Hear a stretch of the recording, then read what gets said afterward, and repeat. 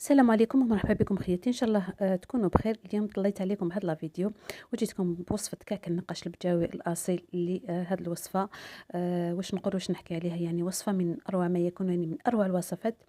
نقدر نعتبرها بالنسبه لي رقم واحد في الوصفات كامل اللي جربتهم تاع كعك النقاش.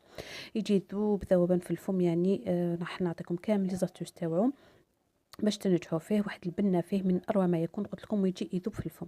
بسم الله على بركه الله. راح نقول لكم على المقادير ونقول لكم منين جاتني الوصفه هذه.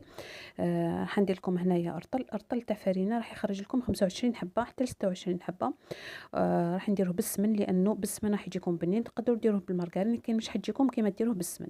عندي نص كاس تاع الماء، نص كاس تاع سكر، وعندي مبشور تاع حبه قارص وبرش تاع قارص. عندي ما زهر، وعندي رطل تاع فرينه، نص باكي تاع خميره، عندي 100 غرام تاع مايزينا هما حوالي كاس، 250 غرام تاع سمن. تقدروا ديروا نص مارغرين ونص سمن، 4 مغارف زيت، وعندنا رشه تاع الملح، قلنا نص باكي تاع خميره، وعندنا لافاني. الحاجه الاولى، هذه هي هذا هو السر تاع الكعك البجاوي اللي الناس اللي يعرفوا كيفاش اللي موالفين يديروها ما يعرفوا. نديروا هذيك نص كاس تاع السكر ونص كاس تاع الماء اللي هما 125 غرام سكر و125 غرام تاع الماء. ضفنا لهم مبشور ليمونه ونحطوا نحطوه يغلي. بعد ما يغلي حوالي 5 دقائق نطفوا عليه ونخلوه يبرد تماما. لازم يبرد تماما. هنا في القصعه واش درت رطل تاع فرينه، درت نص باكي تاع الخميره ومغرفه تاع لافاني، وهنا زدنا كاس تاع نشا اللي هو 100 غرام. الوصفه الاصليه ما فيهاش نشا، هذا هو الحاجه الجديده اللي فيها. ورشه تاع الملح. الكعك هذا هو، يعني هذا هما كامل مقاديره ابار نشا، لكن صراحه اللمسه تاع نشا عطات له خفه من اروع ما يكون. هذه الوصفه اللي نشكر جارتي، هي اللي يعني شفت عندها الوصفه هذه وكليت عندها، عجبتني بزاف. فديت الوصفه وعاودت لها المره الاولى، يعني ما خرجت ليش كما كنت حابه لانه نسيت الخميره. لكن المره الزوجه كي جربتها كان بتفاصيلها خرجت لي رائعه. فقررت نشارك معكم الوصفه هذه، نحييها جارتي ربيحه، قولها يعطيك الصحه للوصفه هذه. هنايا درنا الفرينه، درنا المايزينا، درنا الخميره لافاني، ونزيدوا 4 مغارف تاع زيت. قلنا الكعك هذا يجي طري، يجي يدوب في الفم.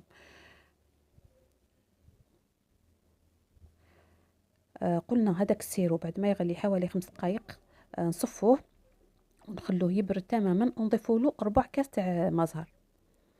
هنايا بعد ما بسست هذاك الفرينه مع كامل المقادير اللي درتهم، راح تحصلوا على شغل، تحسوا باللي هذيك الفرينه كي اللي راح تتلم بهذاك السمن، وهي لا هي برك راح الفرينه راهي تبست مليح بس من هذاك. ومن جهه اللي مليح صفيت هذاك المزهر، هذاك القارص مع الماء مع السكر، وضفت لهم 4 كاس تاع مزهر. وهنايا الخليط هذا بارد. وهنايا الغرس واش درت، جبت الغرس تاع البطانه، نقيته، زدت له، بديت نضيف له في المزهر، درت له الجلجلان، درت له شويه قرفه، وبديت نضيف له في المزهر حتى طريته. وبعد درت له شويه زيت، وهذا ما كان. ومن بعد هذاك الخليط اللي تحصلنا عليه السيرو هذاك اللي فيه السكر والمزهر والماء والقارص، راح نطمو به الخلطه هذيك اللي درناها، الخليط الاول اللي درناه بالفرينه والسمن والخميره. نبدا نضيف بشويه بشويه، ما نخلعوا ما والو. الكميه هذه راح تديها لكم كامل. انتم تحسوه كي اللي راح طريبل بزاف، لكن هو عادي راح يعاود يشرب. كل ما تعطوه كل ما راح يشرب. ومن بعد كي يقعد يريح راحه يجيكم سوا يعني. ما حسيتوها طريه شويه في الاول عادي، ما تنخلعوا ما والو، راح تنطم لكم طريه. لكن كي تريح لاباط هذه لازم تريح، راح تحصلوا على النتيجه اللي راكم حابينها. لاباط هذه فيلميوها، واذا راح هي من المستحسن، جارتي يعني قالت لي نخليها ليل كامل، لكن انايا خليتها 2 سوايع برك وخدمتها عادي. غلفتها بابي فيلم وخليتها حوالي 2 سوايع وخليتها ترتاح. بعد ما ارتاحت درت الميزان، درت 40 غرام في العجينه، و10 غرامات في الغرس. يعني كل شيء راح تجيكم الحبه فيها 50 غرام. هنايا شوفوا كنت ديجا وزنت لاباط، وزنت العقده، وشكلت حبيبات. يعني شكلت الاغلبيه وخليت لكم 2 حبات باش تشوفوا كيفاش راح نشكلها. يعني طريقه سهله. وثاني طيابو لازم يكون كاك النقاش بجاوي يحب يطيب محمر، يعني طيبوه من التحت، تعطوا نار متوسطه 180 درجه، كي يدي هذيك التحميره المليحه من التحت. وبعد طفوا له وشعلوا له من الفوق وخلوه يتحمر. لازم يجي محمر. نفتح لاباط كيما راكم تشوفوا، نضيف الغرس، نرفد لاباط تاعي، نرقق شويه من تحت. ديروا كيما نديروا كعكات عادي، ديروا شويه فرينه باش العجينه تجيكم ليس ما تتشقق لكمش. هنا العجينه هشه بزاف، حتى المهشه يعني راح لازم تسعفوها، لكن هذا هو السر باش تجيكم من بعد في الماكله تجيكم طريه وبنينه. هنا درت كيما شفتوني، يعني درت ثقب ودخلت هذيك العجينه داخل هذاك الثقب وسقمتها بيدي. كيف نعاود لكم بحبه واحده اخرى. انايا واش ندير كي نكمل كامل ما نطيباش تمتم، الكعك تاعي ما نطيبوش تمتم، انا ندخلو الكونجيلاتور حوالي 10 دقائق ربع ساعه حتى الحبات يشدوا روحتهم مليح، باش كي لي يتجمدوا شويه. علاش؟ باه كي نديرو في الفول هذيك النقشه ما تروحش، يعني حتبقى هي. كنت تشوفوا الصوره تعبر اكثر من الكلام. درت لكم زوج حبيبات. انا درت بالبوشون تاع البيدونه الكبيره تاع الماء، باش انا نحب الحبات يجوني هكا، يجوني كبار، لانه الشعم تاعو هو في بدايه هكا يديروا الحبات كبار.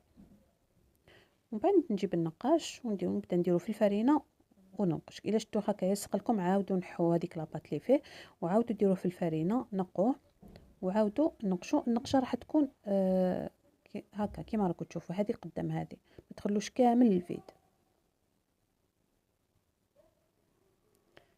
النقاش يعني البجاوي ما ينقشوش كامل هكا من زوج جهات، يعني غير من جهه واحده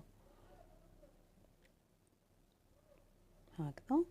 حطوه فوق حاجه هكا كي تجوا تنقشوا، ما تنقشوش في يدكم لانه الحبه راح تتحوج لكم كامل. كي تكملوها رفدوها وحطوها في السنيوه فوق لاكوبات. هذه هي الطريقه. النقشه لازم تجيكم هكا متحوفه وتجيكم هذه قدام هذه. هنايا نوجه كما يقولوا الناس بجايه، نقول لهم قولوا لي رايكم. يعني انا تعرفوني مانيش بجايه من بومرداس، لكن انا الحاجه كي نحبها نحب نتعلمها، نحب نتعلمها على قانيها. يعني كنت درت لكم الوصفه تاع كعك النقاش البجاوي، درتها لكم بالوصفه الاصليه يعني في بدايه القناه. يعني كانت العمة الزوج تاعي هي اللي كانت علمتها لي، يعني نديرها اكثر من 40 سنه وهي دير فيها. هذيك هي الوصفه الاصليه، هذه نفس الوصفة، لكن الفرق اللي كاين بين هذيك وهذه انه هنايا الفرق زايدين لها نشا. هنايا بعد ما دخلته الكونجيلاتور خليته حوالي ربع ساعة، طيبته من التحت وبعد عاود حمرته من الفوق، وهذه هي النتيجة النهائية. شوفوا بسم الله ما شاء الله، جاء ما شاء الله، يعني واحد البنة فيه ما يتشبعش. الحاجه اللي نقولها لكم انه هاد الحبيبات اللي طيبتهم يعني طاروا في نهارهم، يعني ما تالموا بنين. يعني كنت مديت منه شويه تالموا بنين، يعني كنت خبيته لقيت الاولاد كامل كلاوه، يعني تالموا عجبهم بالبزاف. هذا هو الكعك النقاش اللي كنت حصلت عليه. قلت لكم جربوه ما تندموش، يعني ماشي من اروع الوصفات، يعني اروع وصفه بالنسبه لي، هي اروع وصفه درتها في كعك النقاش. جربوها وقلت لكم مش حين تندموا نهائيا، يعني من اروع ما يكون. دوكا حنقسم لكم حبه باش تشوفوه كيفاش يجي. يعني شوفوا راحه يذوب في يدكم. شوفوا فيه طراوه وفيه قرمشه في نفس الوقت. شاهدكم في الجنه خياتي. ان شاء الله تعجبكم الوصفه تاعنا اليوم وتنال رضاكم، وتجربوها وتخلوا لي رايكم في التعليقات. واذا عجبتكم لا فيديو ما تنساوش ديروا جيم وتبارطاجيوها هكا باش توصل الوصفه لاكثر عدد من الناس. ودوك ما بقى لي غير نقول لكم نخليكم في امان الله، والى الملتقى ان شاء الله. سلام.